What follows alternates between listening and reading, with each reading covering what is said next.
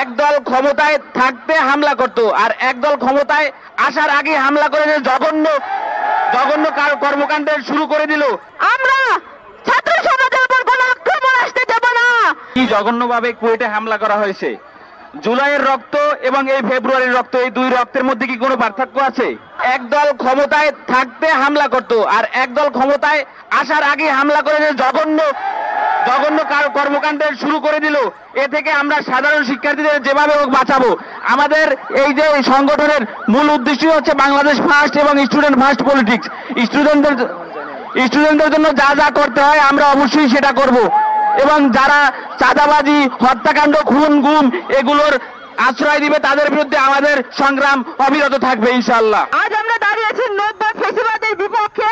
ছাত্র সমাজের উপর যখনই হামলা আসবে তখন ঢাকা বিশ্ববিদ্যালয় সহ সারা দেশের ছাত্র সমাজ তাদের পাশে দাঁড়াবে।